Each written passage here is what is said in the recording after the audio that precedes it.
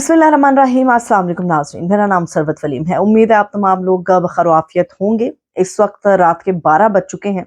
और 12 बजे की अहम तरीन खबर मैं आप लोगों के साथ शेयर कर रही हूँ। जब ये व्लॉग आप लोगों के पास आएगा, लाहौर हाई कोर्ट से बहुत बड़ी खबर आ गई है। ये खबर भी आपके साथ शेयर करेंगे जिसमें पीटीआई के लिए कोई हमें ज्यादा रिलीफ नजर नहीं आ रहा। इसकी तफसील आपके साथ शेयर करेंगे और पाकिस्तान के अंदर होने वाला ये इलेक्शन बहुत सारे हवालों से याद रखा जाएगा, जिसमें सबसे अहम हवाला ये होगा कि किस किस ने अपना थूका हुआ खुद चाट लिया। कहने के सुनने को तो बड़ी अजीब सी ये कहावत लगती है, मगर असल में इस इलेक्शन के दौरान हमें यही सब कुछ होता हुआ नजर आया। आपके साथ तफसील शेयर करेंगे, लोटों के हवाले से मुकम्मल फहरिस्त भी आप लोगों के सामने रखेंगे और आपके सामने असल हकीकत रखेंगे इन लोटों की कि इन फैक्ट पीटीआई के साथ उनका कितना ताल्लुक है या कितना ताल्लुक नहीं है। शुरू यहाँ से कर लेते हैं कि लाहौर हाई कोर्ट ने रात को एक बड़ी अहम दरखास्त निपटा दी है और उसकी जजमेंट के हवाले से कुछ नहीं बताया गया। सिर्फ इतना कहा गया है कि तहरीरी फैसला जब आएगा तो उसके अंदर सारी आपको पता चल जाएगा कि किस वजह की बिना पर लाहौर हाई कोर्ट ने ये दरखास्तें निपटा दी हैं। सबसे पहली दरखास्त लाहौर हाई कोर्ट में सलमान अकरम राजा साहब लेके गए थे कि उनका मैंडेट चोरी हुआ, उनका इलेक्शन चोरी हुआ। ख्वाजा आसिफ के खिलाफ रेहाना इम्तियाज डार साहिबा अपनी दरखास्त लेके गई थी लाहौर हाई कोर्ट में। मरियम बीबी के खिलाफ एक दरखास्त लाहौर हाई कोर्ट के अंदर गई थी। अलीम खान की कामयाबी के खिलाफ एक दरखास्त लाहौर हाई कोर्ट में गई थी। इसके अलावा अता तारड़ की कामयाबी के खिलाफ एक दरखास्त लाहौर हाई कोर्ट के अंदर गई थी। ये सारी की सारी दरखास्तें लाहौर हाई कोर्ट ने आज रात गए अचानक से निपटा दी हैं और ये बताया गया है कि उन्हें इलेक्शन कमीशन ऑफ पाकिस्तान से रुजू करना चाहिए और जो तहरीरी फैसला आएगा उसमें सारी तफसीलात दर्ज होंगी। मैं आपके साथ इसकी तफसील शेयर करती हूँ, मगर मैं आपको ये बता दूं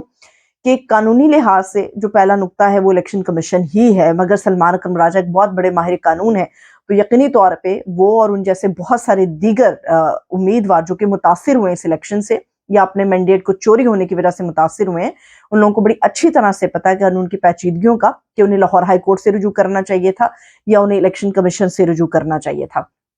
इलेक्शन कमीशन से रुजू करने के हवाले से मैं आपको बता दूं कि ये मामला ट्रिब्यूनल में जाएगा, लेकिन जब तक ये केस सॉर्ट आउट होगा उस वक्त इस इलेक्शन को हुए कई साल गुजर चुके होंगे और उमूमी तौर पे ऐसा ही होता है। दानियाल अजीज या दानियाल चौधरी की मैं बात करूं, उनके साथ जब 2013 के इलेक्शन के अंदर ये मामला हुआ था तो इलेक्शन कमीशन और इलेक्शन ट्रिब्यूनल से होता हुआ ये मामला 2018 क्रॉस हो गया, मगर इस इलेक्शन के हवाले से कोई फैसला उनका नहीं आया था। ऐसे ही इन उम्मीदवारों के भी फैसले हैं जो मुमकिन तौर पर इलेक्शन कमीशन को भिजवा दिए गए हैं, लेकिन कई साल गुजरने के बावजूद भी उनके ऊपर हमें नहीं नजर आता कि कोई फैसला हो सकता है। अभी से कुछ देर पहले जो सरवर वारिस साहब हैं, ये सरबराह हैं पतन के और पहले फाफन के अंदर भी ये रहे, तो उनसे बात हुई तो उन्होंने कहा कि जो इस वक्त पाकिस्तान की मौजूदा सूरत हाल है, बज़ाहिर ऐसा लग रहा है कि इसी साल 2024 में एक और इलेक्शन हमें होता हुआ नजर आ रहा है। लेट्स सी कि इसकी कॉम्प्लिकेशंस क्या होती हैं, मगर इस वक्त लाहौर हाई कोर्ट की तरफ से जो एक रिलीफ समझा जा रहा था कि शायद पीटीआई को मिलेगा, अब वो रिलीफ जो है वो पीटीआई के हिस्से से निकल गया। मगर ये याद रखिए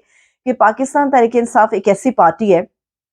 जिसको इलेक्शन के प्रोसेस से दूर रखा गया, जिसके ऊपर ना तो आईनी तौर पे पाबंदी थी ना ही कोई कानूनी तौर पे पाबंदी थी। उसके बावजूद भी इनके मैंडेट को चोरी किया। मैंडेट चोरी होने के बावजूद भी जो आज़ाद उम्मीदवार जिन्हें पाकिस्तान तहरीक इंसाफ की हिमायत हासिल है या जिनको इमरान खान की सपोर्ट हासिल है, उन लोगों का मैंडेट, उन लोगों का वोट जो है दीगर सियासी जमातों से अभी भी इस लम्हे जिस वक्त मैं ये व्लॉग बना रही हूँ कहीं ज्यादा है। जहां तक बात रहेगी ये लोटों की, तो अभी तक पीटीआई के अंदर से सिर्फ एक लोटा है। याद रहे आजाद उम्मीदवारों में अक्सरियत उन लोगों की है जो पीटीआई की हिमायत याफ्ता है, मगर दीगर भी आजाद उम्मीदवार इस वक्त फील्ड में है और ये वो आजाद उम्मीदवार हैं जिन्होंने मुस्लिम लीग नून के अंदर शमूलियत की है नेशनल असेंबली की सीटों के हवाले से। अभी तक पाकिस्तान तहरीक इंसाफ से सिर्फ एक लोटा बरामद हुआ है और उसका नाम है वसीम कादिर। पीटीआई का कोई और दूसरा शख्स इस वक्त लोटा नहीं बना, मगर चूंकि हॉर्स ट्रेडिंग का खतरा बहुत ज्यादा है तो बैरिस्टर गोहर और इमरान खान साहब की जो स्ट्रेटेजी है कि इन उम्मीदवारों से फौरी तौर पे हलफ लिया जाए कि ये अपनी वफादारियां जो है पार्टी के साथ यानी कि पीटीआई के साथ तब्दील नहीं करेंगे, तो अब ये अगले प्रोसेस के अंदर जा रहे हैं और 2 से 3 दिन के अंदर इंट्रा पार्टी इंतखाबात हो जाएंगे तो बल्ला ऑटोमेटिकली पाकिस्तान तहरीक इंसाफ को वापस मिल जाएगा। तो इसलिए पीटीआई के लिए कुछ ज्यादा खतरात नहीं है, मगर लोगों को यकीनी तौर पे डराया धमकाया जा रहा है। दबाव के नतीजे में उन्हें दूसरी पार्टियों के अंदर शामिल करने के हवाले से गुफ्तगू इस वक्त चल रही है। इसके अलावा मैं आपको बताऊं कि ये इलेक्शन बहुत सारे हवालों से याद रखा जाएगा। उसमें यह है कि ये पाकिस्तान का शायद पहला इलेक्शन है जिसके अंदर हमने देखा है कि जिसको जितवाया जा रहा है वो अपनी जीत को तस्लीम करने के लिए तैयार नहीं है। उसका ये ख्याल है कि ये खैरात की सीटें हैं, یہ جعلی مینڈیٹ ہے، اور انفیکٹ یہ مینڈیٹ جس امیدوار کا بنتا ہے اسی کے پاس جانا چاہیے، یعنی کہ جو پی ٹی آئی کے حمایت یافتہ لوگ ہیں۔ حافظ نعیم الرحمان صاحب نے اخلاقیات کا دامن ہاتھ سے نہیں چھوڑا، انہوں نے اخلاقی سطح پر اپنی جیت دکھائی ہے، اور انہوں نے اپنی ہار تسلیم کی ہے، باوجود اس کے کہ ان کو جعلی طریقے سے جتوایا گیا۔ انہوں نے اپنی سیٹ واپس پی ٹی آئی کینڈیڈیٹ کو کی ہے۔ پیر پگاڑا صاحب ہیں، انہوں نے بڑی خطرناک باتیں کی ہیں، اور انہوں نے بھی یہ کہا کہ ہمیں خیرات کی سیٹیں نہیں چاہیے۔ انہوں نے بھی اپنا مینڈیٹ واپس کر دیا، اور انہوں نے کہا کہ یہ جس قسم کا الیکشن ہے اور متحدہ قومی موومنٹ کو جس طرح سے جتایا گیا ہے وہ ہمارے سامنے ہے۔ یہ وہ اخلاقی پہلو ہیں جو اس الیکشن میں یاد رکھے جائیں گے، مگر اس الیکشن میں یہ بھی یاد رکھا جائے گا جن لوٹوں کے اوپر نون لیگ بات کرتی تھی کہ یہ لوٹے ہیں، ان کو پارٹی میں شامل نہیں ہونا چاہیے، اگر یہ شامل ہو گئے ان کو ٹکٹ نہیں ملنا چاہیے، اور ان کی سپورٹ میں صرف شہباز شریف کھڑے تھے۔ شہباز شریف نے جن جن لوٹوں کو ٹکٹ دلایا وہ سارے کے سارے جو ہیں وہ زمین کے اندر دفن کر دیا عوام نے، عوامی مینڈیٹ کے ذریعے سے۔ ہاں، مگر مریم بی بی جو یہ بات کرتی تھی کہ یہ لوٹے ہیں، ان کی جگہ باتھ روم میں ہے، مریم بی بی خود ان لوٹوں کا ایک ہار بنا رہی ہیں، اور ہار بنا کے وہ خود اپنے گلے میں پہن رہی ہیں، کیونکہ مریم نواز کے حوالے سے یہ بات سب کو پتا ہے کہ وہ لوٹوں کے بڑے اگینسٹ تھی۔ لیکن ایک بات یاد رکھیے، یہ جو لوٹے اس وقت مسلم لیگ نون میں شامل ہوئے ہیں یا ہو سکتے ہیں، آئندہ الیکشن میں ان کا کوئی مستقبل نہیں ہے، کیونکہ انہوں نے پارٹی کے ساتھ وفاداری نہیں کی، انہوں نے پی ٹی آئی کے ساتھ وفاداری نہیں کی، تو یہ کسی طور بھی ممکن نہیں ہے کہ آئندہ آنے والے مستقبل یہ مسلم لیگ نون کے ساتھ بھی کسی قسم کی کوئی وفاداری کا ثبوت دیں گے۔ اس لیے وقت کی ضرورت سمجھتے ہوئے مریم نواز ان لوٹوں کو اپنے سینے سے لگا رہی ہیں، مگر وقت آنے پر ان لوٹوں کو دوبارہ سے باتھ روم جو ان کی اصل جگہ ہے وہاں پر سجا دیا جائے گا۔ دوسری بات یہ ہے کہ جہانگیر ترین کے حوالے سے، جہانگیر ترین نے سیاست سے کنارہ کر لیا ہے، استحکام پاکستان پارٹی سے انہوں نے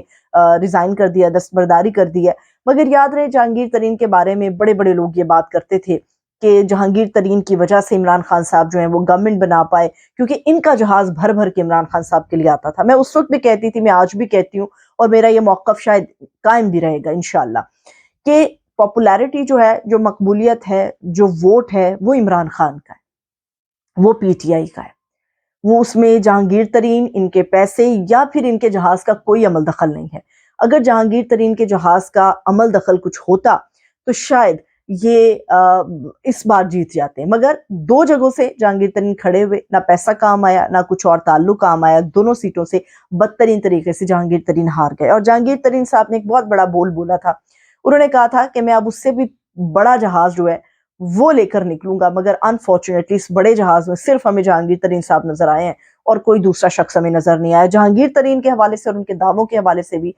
سال 2024 کا یہ الیکشن ہمیشہ یاد رکھا جائے گا۔ اس کے علاوہ آزاد امیدوار بہت بڑی تعداد میں جیتے ہیں، اس حوالے سے بھی یہ الیکشن جو ہے وہ ہمیشہ یاد رکھا جائے گا۔ یہ وہ ساری چیزیں ہیں جس کو ہمیں دیکھنا ہوگا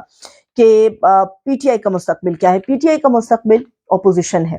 اور میرا یہ ذاتی خیال ہے گورنمنٹ بنانے کی پوزیشن میں ہے بھی، مگر جس طرح سے یہ پورا چور مافیا اکٹھا ہو گیا ہے تو عین ممکن ہے کہ یہ جو بندر بانٹ ہو رہی ہے، جس میں وزارت عظمیٰ کے لیے لڑائی ہو رہی ہے انفیکٹ، اور صدارت کے لیے لڑائی ہو رہی ہے،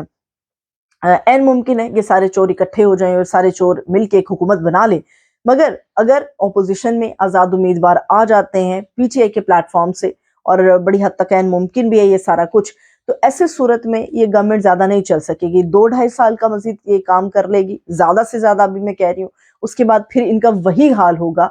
جو سڑکوں پر نواز شریف کا اور پاکستان پیپلز پارٹی کا کیا ہے۔ پیپلز پارٹی کی سمجھداری کا مظاہرہ کرتی ہے تو انہیں اپنے لیے بارگیننگ پوزیشن میں نہیں آنا چاہیے۔ ہاں، اگر وہ بارگیننگ پوزیشن میں آتے ہیں تو انہیں پی ٹی آئی کی حمایت یافتہ انڈیپینڈنٹ کینڈیڈیٹس کی طرف دیکھنا ہوگا، مگر اس وقت عمران خان صاحب نے سخت ہدایات جاری کر دی ہیں آزاد امیدواروں کے حوالے سے کہ انہیں فوری طور پر حلف لے کر پارٹی کے آئین کا پابند کیا جائے اور پارٹی کے ساتھ وفاداری کا بھی پابند کیا جائے۔ لیٹس سی، انشاءاللہ چند گھنٹوں میں عین ممکن ہے کہ کوئی نہ کوئی صورت الیکشن کے حوالے سے اور جو نتائج ابھی روکے گئے ہیں ان کے حوالے سے کوئی بڑی اپڈیٹ آ جائے گی، پھر اس کے اوپر بھی مزید میں تفصیلات آپ لوگوں کے ساتھ شیئر کروں گی۔ اپنا خیال رکھیے، خدا حافظ۔